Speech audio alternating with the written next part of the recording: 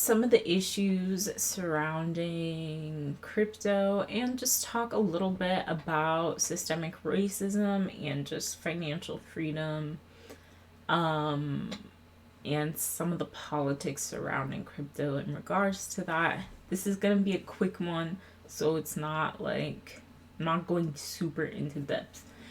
Um, one of the biggest things that I think, one of the biggest reasons why I think a lot of politicians are anti crypto is actually in regards to systemic racism and classism in this country.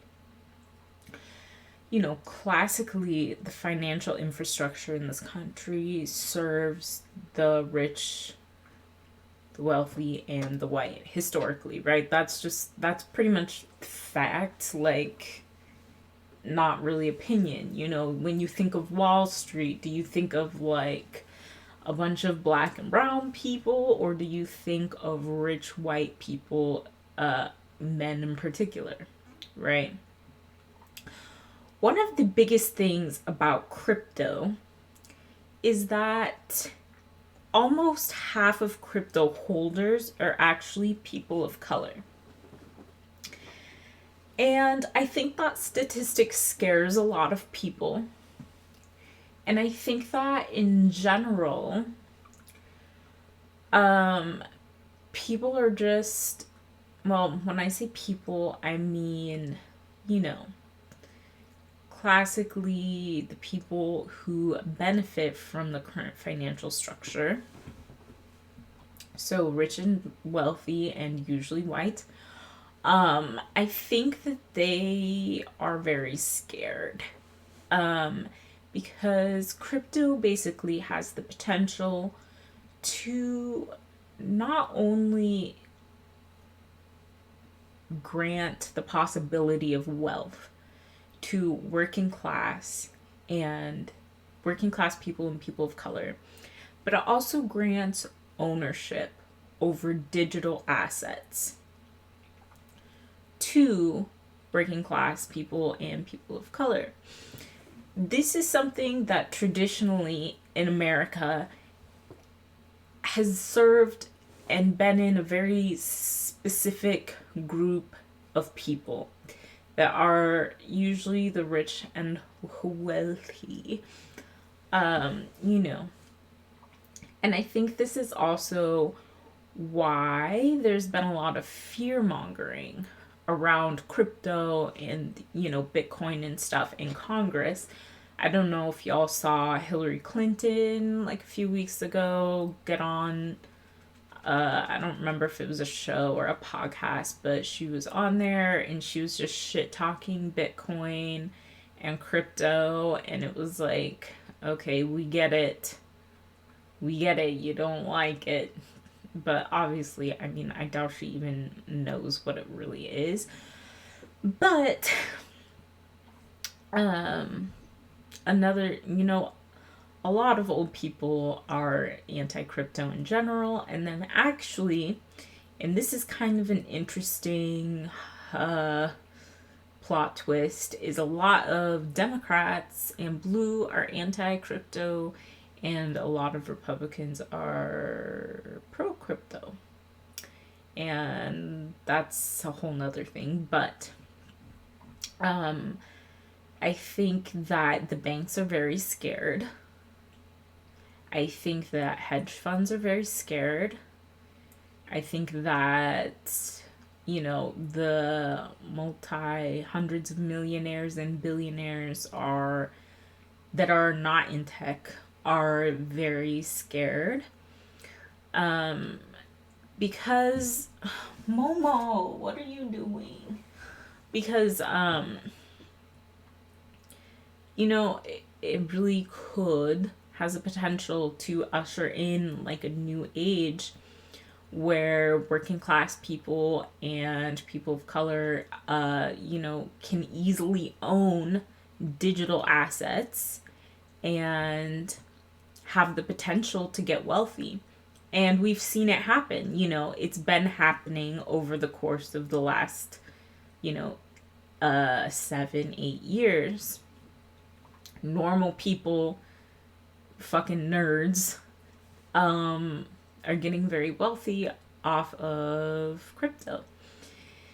And yeah, I think that they're terrified of working class people having the chance to own things and really control the narrative, right? Because that's one of the biggest things about crypto is not only do you like own a chunk of crypto, but like if you own it, then you pretty much have, well, not always, but you have a say.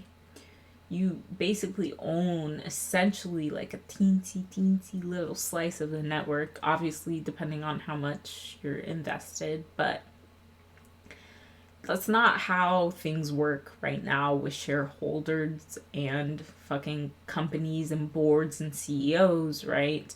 Executives make money and then the money trickles down, and even if you work there and even if you make 100K, like you might have stock options, but it doesn't really, other than like wealth, it doesn't mean that you have a significant say in what happens.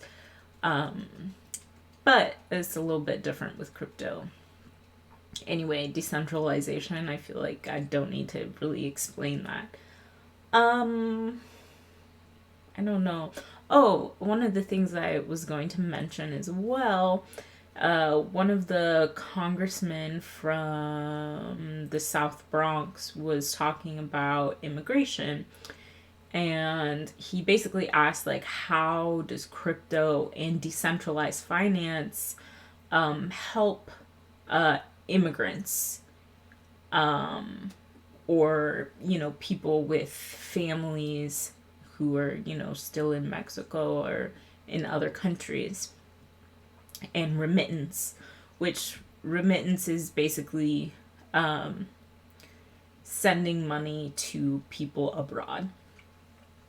And Brooks basically talked about how, well, the way that the system is set up right now, say you have $40 and you wanted to send it to your mom in Argentina.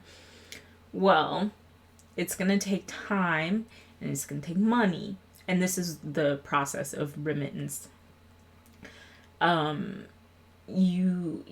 might charge a $10 fee if you want to send money abroad. And then it's going to take like 3 to 7 business days. So it could take a week or two to actually get the money into your mom in Argentina's hand. So, your original $40 could be $10. A lot of companies sometimes are like, oh, if the money is under $100, then there's an extra fee. So it's like, oh my God, so my $40 is now $25 that mom's getting, and it's taking 2 weeks to get there, which is a huge problem with remittance. But anyway, Brooks talks about how crypto basically eliminates that issue. And they were talking particularly about stellar lumens, which is a really interesting coin that I encourage everyone to go look at. But basically, you can send money to anyone in the world, and the fee is a penny or less. And obviously, that's a very beneficial system for poor people, for immigrants, for people who need to support other people abroad. It saves them a lot of time and a lot of money and a lot of energy and a lot of third-party middlemen. And this is why I feel like the banks really hate crypto as well. is because it definitely threatens their existence. I'm sure that there will always be banks, but crypto would definitely make them a lot less relevant and a lot less wealthy. But anyway, I feel like that is a really good example of how crypto could help in a situation that involves kind of systemic, I don't know if I would call that systemic racism, but it's financial systems that, greatly inhibit a lot of people of color and immigrants. So I guess maybe systemic racism, but so that's just one like tiny example. There's a lot more. Like I said, almost 50% of crypto holders are people of color. What else? Yeah, I mean, it gives people digital ownership, which is really cool. And there's a lot of other things like, we know black people and brown people, but especially black people, it's really difficult sometimes to get loans. There's crypto lending and crypto loans, and I mean, they're kind of risky in some senses, but I'm sure the more mainstream it goes, that will be less of a problem. And I don't know, I think that it grants a lot of financial freedom in small ways that people don't necessarily think about all the time. But those small things add up,